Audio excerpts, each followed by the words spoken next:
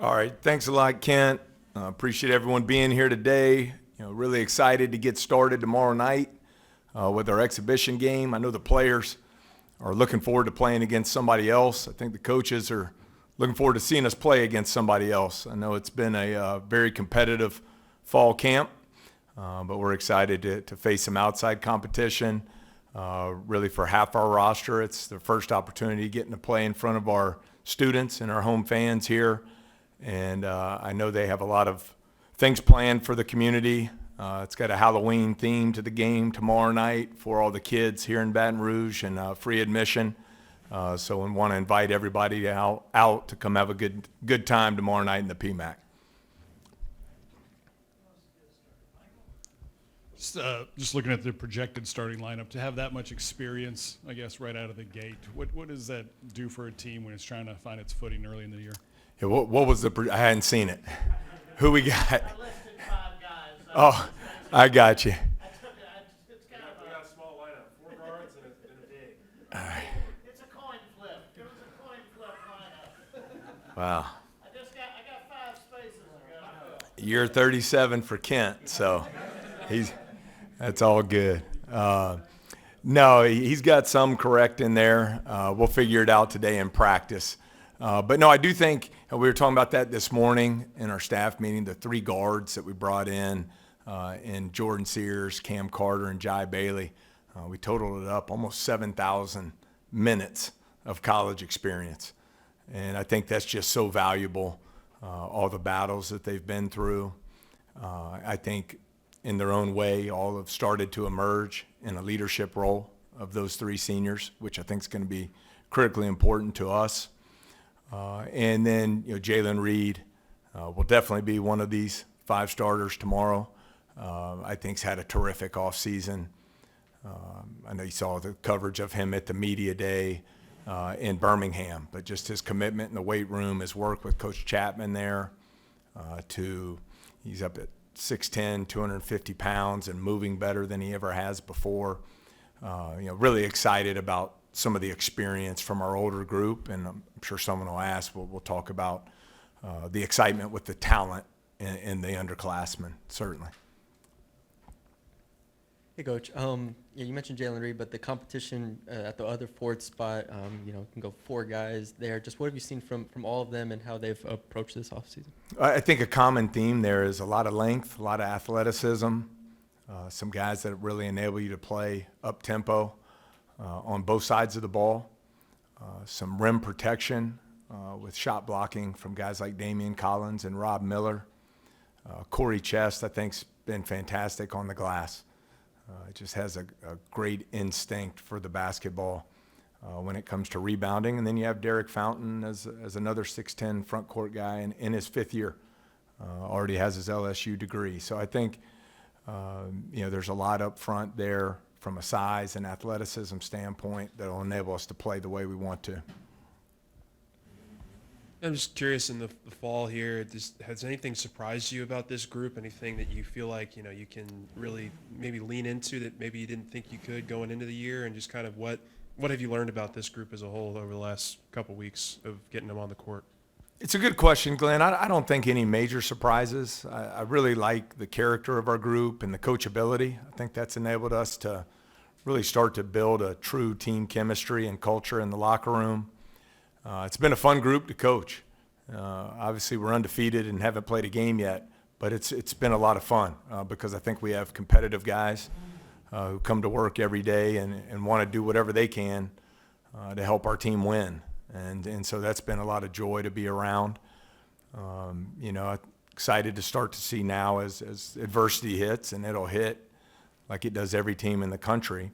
Are we building the leadership of our team to where we have consistent messaging in the locker room, in the huddles, that we're able to overcome some of those tougher times as the season approaches.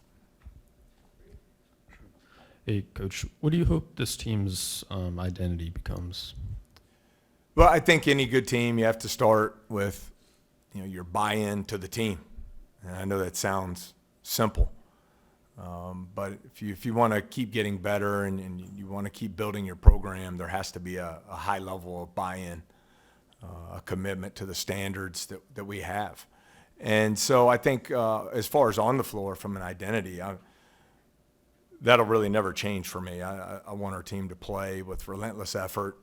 I think be very unselfish on both ends of the floor, that we make each other better as players. And I think when you do that and you play with a lot of energy, you put a product out there on the floor that's a lot of fun to watch. And we certainly want to be one of those type teams this year.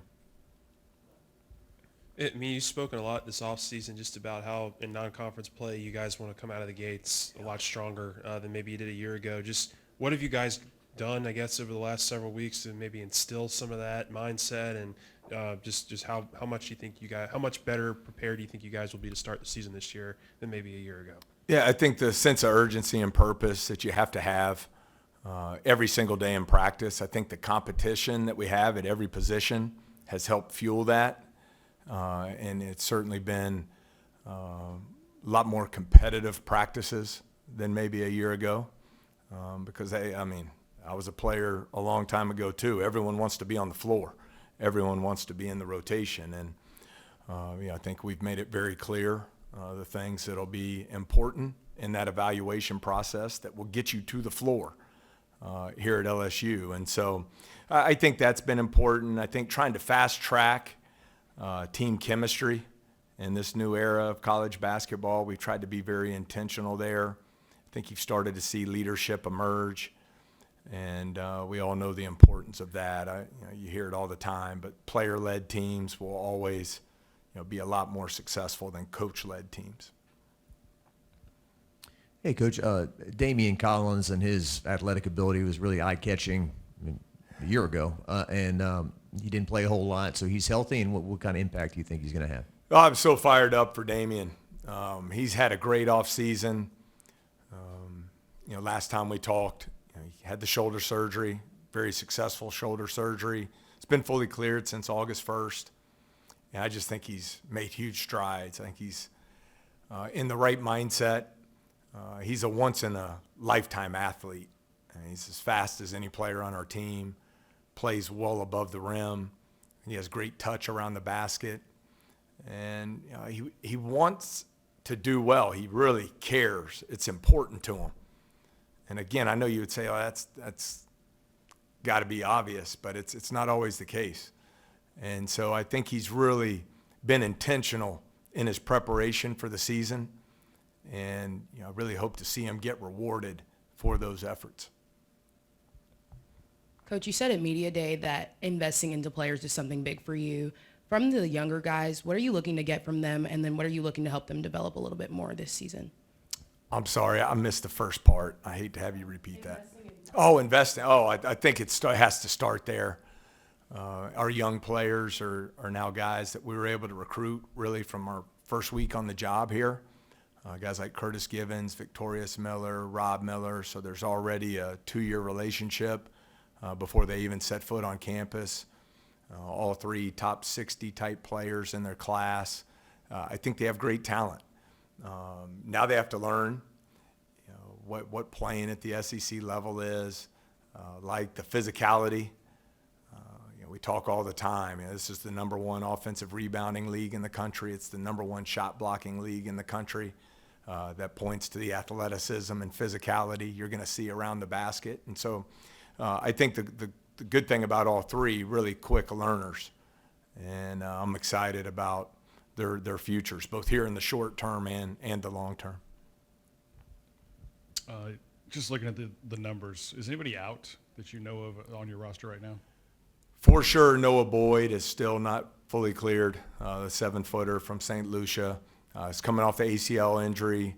The surgery was last December. He's getting really close, but not cleared yet. Derek Fountain has been a little banged up. We'll see how he is today in practice and tomorrow at shoot-around. But otherwise, we've been pretty fortunate here in the preseason from a health standpoint.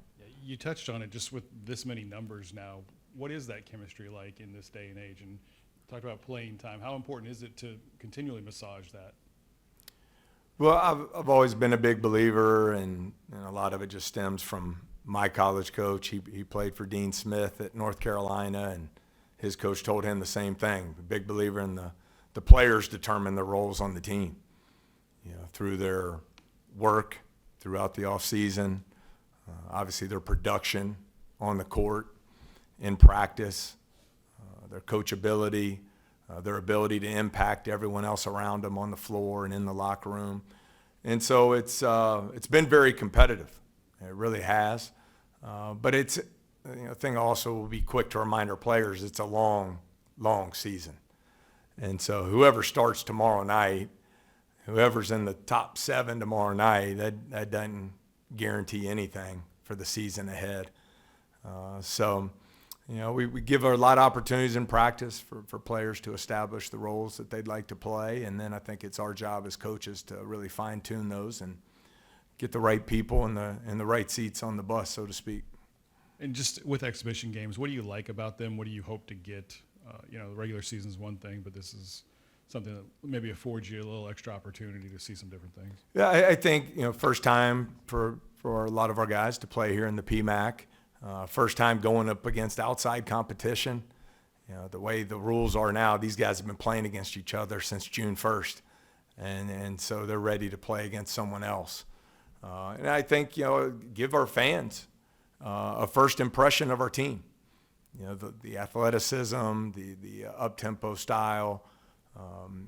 Obviously want our team to play with great effort and hustle on the floor and unselfishness. And so, I think it's an important night for us, not from a score standpoint, but, what's the foundation of our team going to be? And to me, that always has to be relentless effort and unselfishness and commitment to the team. Yeah, Coach, I know you talked about it SEC Media Days, but the non-conference schedule and getting off to a strong start, just what are some of the keys in that aspect to get off to a better start than you did last year? Yeah, I think when you look at it, there are a lot of good opportunities, to Glenn's question earlier as well, Matthew. I mean, it's, we're certainly not overlooking any game on our schedule, but when you look in November and you have a road game at Kansas State, you have Pittsburgh, who will be really good in the ACC. You have either Central Florida or Wisconsin on a neutral floor. Then you come back home and you play Florida State on your home floor. Those are great Power 4, Power 5 type opportunities. You're going to get a ton of Quad 1 opportunities in the SEC, but you have to handle your business in November and December. So I think our players understand the urgency that we have to keep getting better every day and be prepared to take advantage of those great opportunities in the non-conference. Kind of a big picture question. It seems like this sport's starting earlier than it used to. And it seems like your sport has to negotiate like holidays and stuff more than any other sport with breaks, right? How do you deal with that? Like, it's almost like your season's almost in thirds, what you have to deal with. Yeah, there are not many negatives to being a part of college basketball, but if there is one, Thanksgiving and Christmas are tough. You've missed a lot of Thanksgivings over the years, and Christmas break, you're lucky if you get 3 days. But no, I think from that standpoint, we do divide the season up into segments. So we're about to conclude what we would refer to as our preseason. Then we'll move into the non-conference, really try to take advantage of those 13 opportunities we have there. Then you break for Christmas and you come back, and we know how deep and talented this year's SEC schedule is going to be. So, I think, we all need to know the big picture, but for our team and our program, our focus is, as boring and cliche as it is, we got to get better every day. We got to stack days, and we're trying to build consistent habits that'll lead to consistent performance, and that's where we try to put our focus on a day-to-day basis. Yeah, I mean, we guys brought in Cam Carter. Obviously, the defense is something that was going to immediately stand out. I'm just curious how he's maybe developed as an offensive player this offseason and just kind of what you guys are expecting from him on that end of the floor. Yeah, work ethic has been phenomenal, Glenn. Was in the gym every morning this summer at 5 a.m. With some of the current NBA players and former pros from LSU that spend their summers here, and that was such valuable time for him. He has shot the ball exceptionally well. because of the work that he's put in there. Needs to play with a lot of confidence on the offensive side of the basketball. Has great speed and athleticism, which should enable him to be an elite defender. I think he was the highest rated defender on the top 25 defense in the country last year. And I know you and I talked about it, but we tried to be very intentional there. Perimeter defense a year ago was a huge area of concern and weakness for our team. And with guys like Cam Carter, Jai Bailey, who led the Atlantic 10 in steals, incredibly smart player, plays with great intelligence on the defensive side of the ball. I think we've been able to address those issues. Your thoughts on getting David Patrick back and his Olympic experience this summer? Anything that you can kind of glean from that? It's huge. You can't put a price tag on it. He's one of the best in the business, regardless of title. I think everyone knows his successes over the years from a recruiting standpoint. He's well connected. He's an incredible relationship builder. But more importantly than all that, he's a heck of a basketball coach. And so his teaching, his ideas, his experiences have really added a lot, not only to our program, but to our players and our player development systems. So, really excited. Also, I think, for me, I'm always trying to get better. I've got a lot of work to do as well, and it's really helped me continue to improve as a coach. I think it's been huge for our staff to have an accomplished, proven coach at the highest level like that, and who takes pride in staff development as well as player development. You and I talked about it a little bit. Just it feels like there's some juice, right, with the program right now. You guys got a lot of energy within the program, and do you feel like, kind of like you just said, tomorrow night's your first chance to show people what this team is about and maybe carry that energy and that juice for? Yeah, it is. I mean, we all know this is a total program rebuild, and we started at ground zero, and really excited about the progress that was made last season, getting to the top half of the SEC standings and finishing strong there. Then you bring in a top 15 recruiting class in the country. We currently have a top 5 recruiting class in the country here in 25, and would love to continue to add to that. So I'm excited. Really like our team. I like the makeup of our team. And I think a big challenge for us, and everyone in the program has a role in it, comes back to getting everyone in the right seats and having that chemistry that leads to winning. In that same vein, notice you've been driving a golf cart around campus, giving students rides. Why'd you decide to do that, and what have you gotten out of it so far? Well, I think when you look back, and it's been a short stay here for me so far, but the 2 best wins we've had in my time on our home court were 2 years ago against number 9 Arkansas, and then last year against top 15 Kentucky at the buzzer. And I think there were some common themes to that. It's the biggest crowds we've had since I've been here. The atmosphere was off the charts. The energy and electricity in the building, and it's loud. This place gets loud when you fill it up. So I think having the students is such a critical part of that. So we've tried to be very intentional in getting around campus and making sure the students know how much we need them here in the PMAC, that we want them there early, and we want to create not just the game, but an event. I want it to be a party. I want it to be a celebration for our students to come out and cheer on the Tigers.